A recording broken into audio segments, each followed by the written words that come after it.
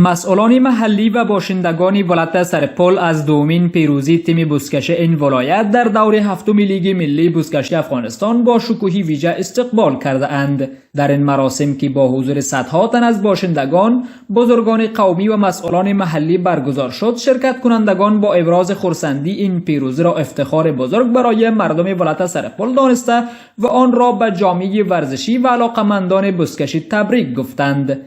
حمایت شدیم از طرف بزرگای ولایت ما، از طرف تاجرای ولایت ما.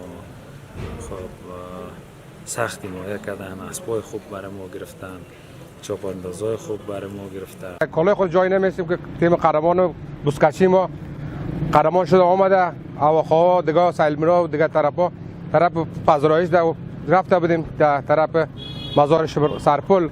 بسیار مردم خوشحال شد. ما به نمایندگی از پهلوانان سرپل، از قهرمانان سرپل یک تشکری میکنیم که ما را بسیار خوب استقبال کرده. والی صاحب، قماندان صاحب، امنیه معاون صاحب، دیگه بزرگا و جوانا و دوستا، ما بسیار احساس خوشی میکنیم که یک قهرمانی را به مردم سرپل آوردیم.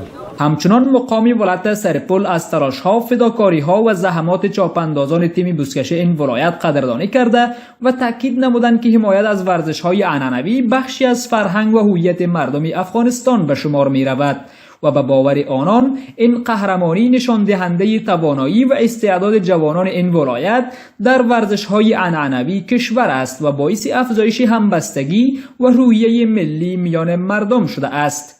امارت اسلامی افغانستان به تمام اقشار مختلف ورزشکاران، چه در عرصه بزکشی باشد و چه در عرصه فوتبال و غیره مسابقات فوتسالی و غیره ورزشکارانی که ما داریم در کشور عزیزمان افغانستان، این روحیه را داده است و تلاش نموده‌اند که ورزشکاران ما در سایه امنیت بتوانند به یکی از بهترین ابزارها برای نزدیکی دلهای رنج دیده این ملت، تحکیم وحدت اجتماعی و تقویت همبستگی میان اقشار مختلف جامعه را مبدل گردانند.